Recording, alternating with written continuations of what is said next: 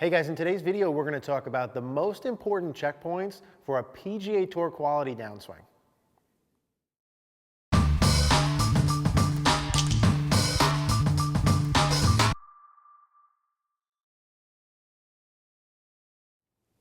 All right guys, so let's talk about the most important checkpoints for a PGA Tour quality downswing.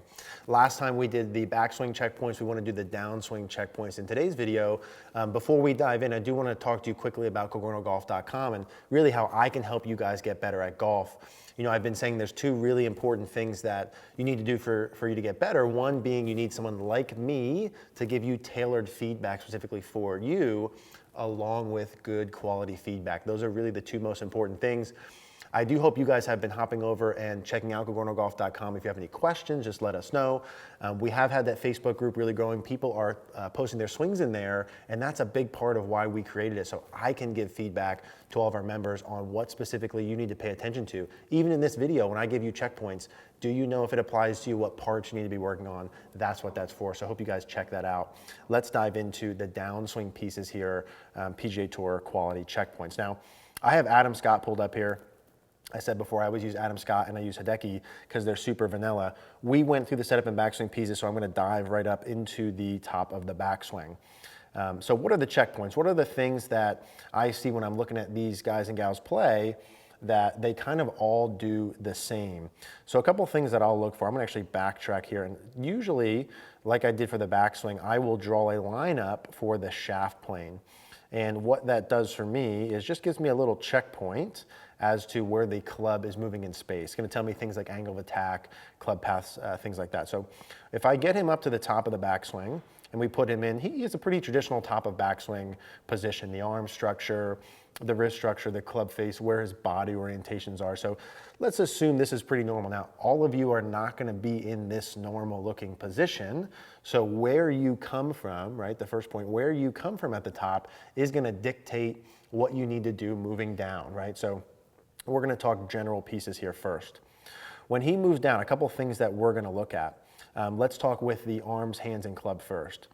I like to use the checkpoint of where they get now again at left arm parallel. So if you remember during the backswing, his hands will trace more or less in line with the right pec or right bicep by the time they get to left arm parallel going back. Now what I see happen is the hands more or less will trace the same circle coming back down. So wherever your hands are at left arm parallel going back, generally speaking, they'll be about at the same part on the way down, which puts him in line with his right pec and right bicep area, which also again means that that left arm is going to be some amount in from the top. Hands are in line with that point. At this position, I'm starting to check where the shaft is in space. From top, if he's kind of right down the line like that, you'll notice most of these players will get the club shaft pretty darn parallel to that initial plane line.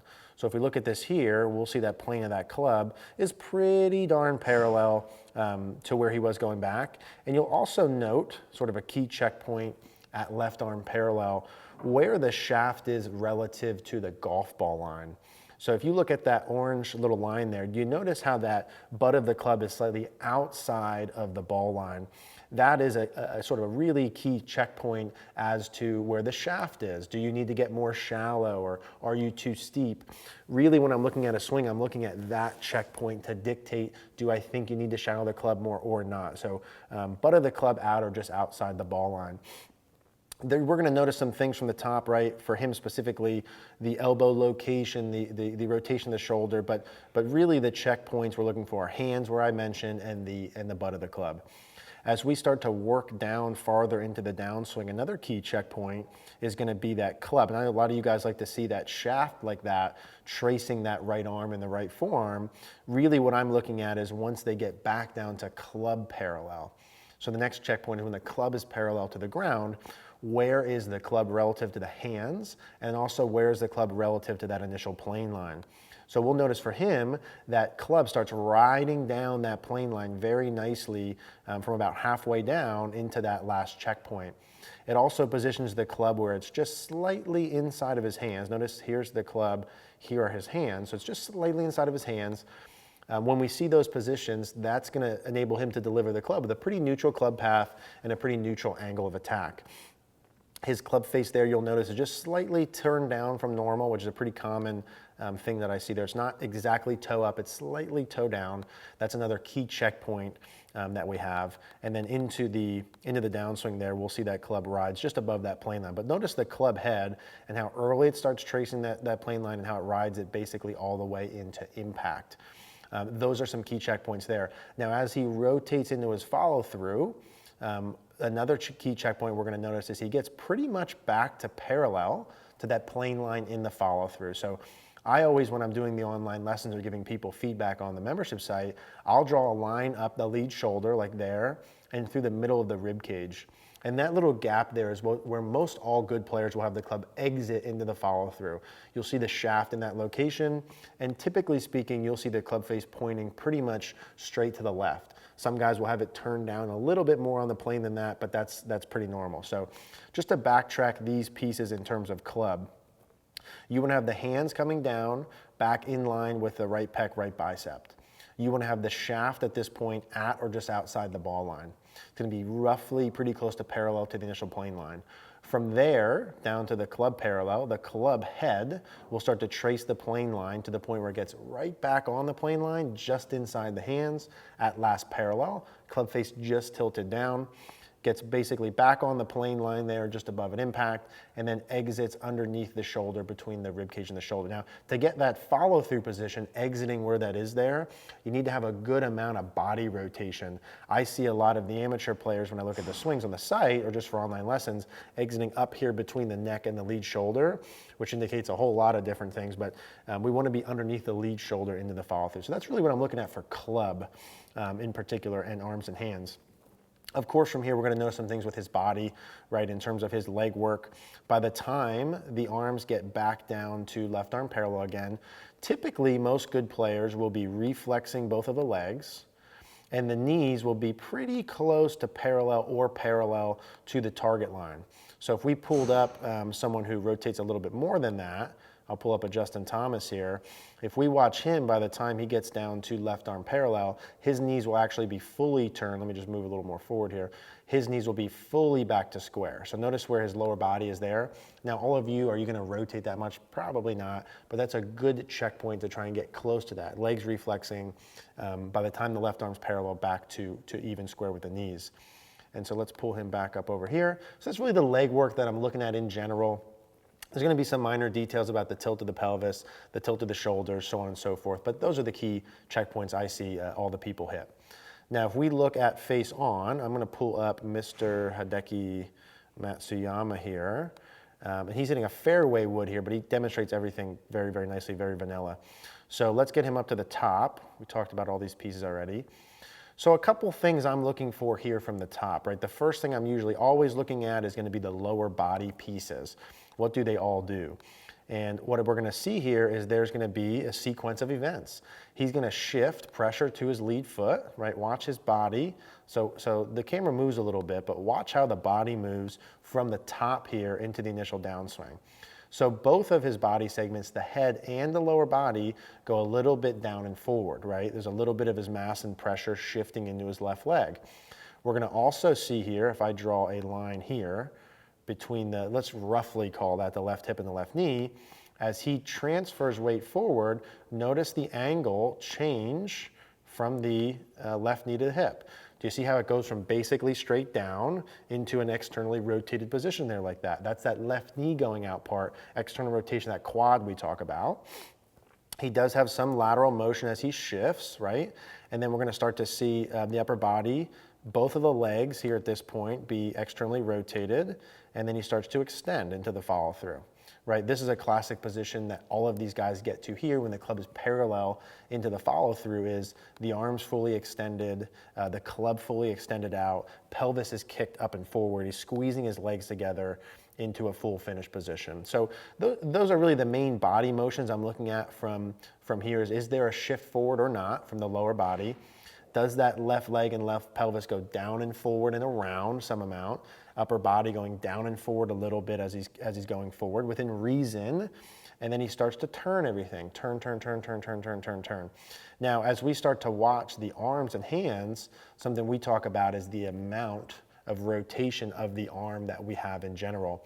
And I will always look at these guys and look at, hey, here's the logo at about club parallel facing straight towards the camera at us. By the time he gets to impact, the logo of the glove, because he's got a neutral grip, is basically back at the target. And then by the time he gets past impact, here where the club is parallel, the logo is pointed basically straight across.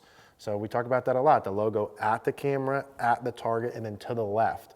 So when we talk about it, you guys ask how much arm rotation should you have, or how much should you feel? However much you need to where you hit those checkpoints, right?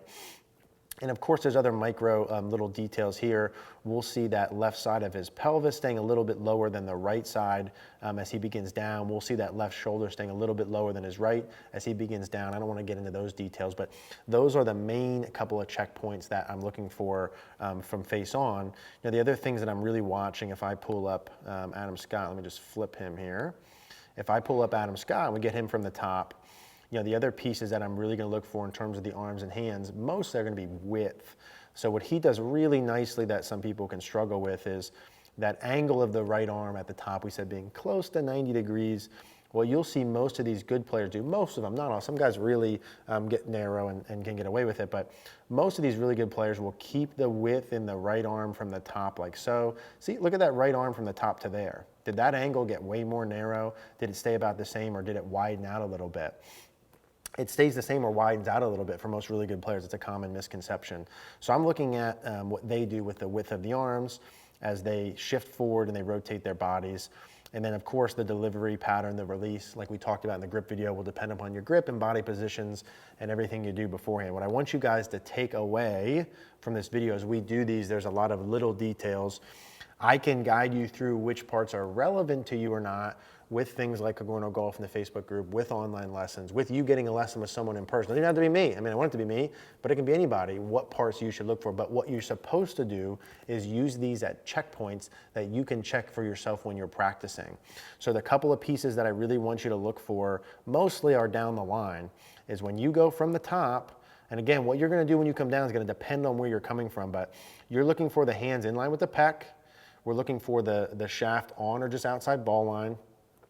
Those are two key checkpoints there. We want that club to ride down the initial plane line more or less, on or just inside the hands at last parallel would be beautiful. And then when you exit, underneath the lead shoulder, between the lead shoulder and the rib cage. That's really what we're looking for. From the face on, how much lateral rotation do you have of the lower body? Does that left leg start to work out? Do you keep some width with the arms and hands? Those are some of the common things that really good ball strikers do a lot that I see come up a lot. So again, a little bit of a different video style here. We want to go through these and hope that they serve as good checkpoints so you guys know specifically when we're doing the other videos what we're talking about, what we're looking for. So like the other one, give us some good feedback. Let us know in the comments down below what you like, what you don't like, what you would like to see in future videos like these, or anything really content-wise for the new year. So hopefully that all made sense. If you guys have any questions, just leave a comment down below.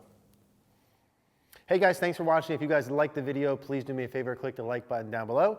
Click the notification bell if you haven't, and also please subscribe. If you guys do want more instruction tailored for you from me, check out our membership site, cogornogolf.com, is in the description down below. Thank you guys.